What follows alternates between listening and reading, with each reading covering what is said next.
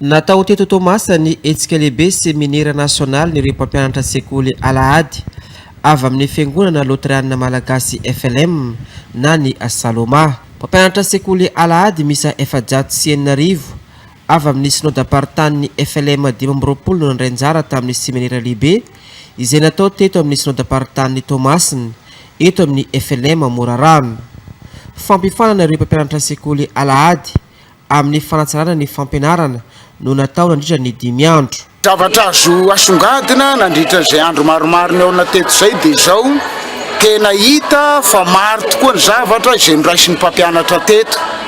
Raha zavatra niraisina mahakasika ny hoentina manatanteraka ny adidiny tsirairay avy satria dia nampianarina teto ny manodidina ny amin'ny 20 ny finoana arak'izay mbarany soratra masina, ary nampianarina teto ihany koa ny amin'ny fomba fiainan'ny olona izay manana an'izany finoanan'Andriamanitra raisy zanaka ary fanahy masina zany, ary indrindra no raisina teto ny amin'ny toe-pitondran-tena ny atao hoe zanak'Andriamanitra sy ny fomba fiasany eo amin'izay anendrena azy.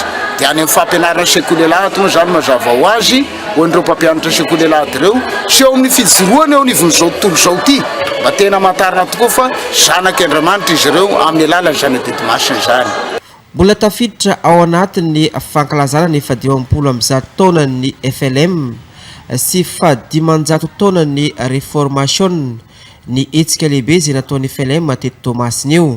Ny farana omaly Alahady ny séminaire national ireo mpampianatra sekoly Alahady avy amin'ny FLM manerana ny nosy. Hetsika izay nanomboka tamin'ny talata fahavalo ny volana aogositra lasa teo. Filaharana ny teto ny tanàn'i Tomasina sy fotoam-pivavahana lehibe teto amin'ny FLM Morarano no namarana ny hetsika omaly.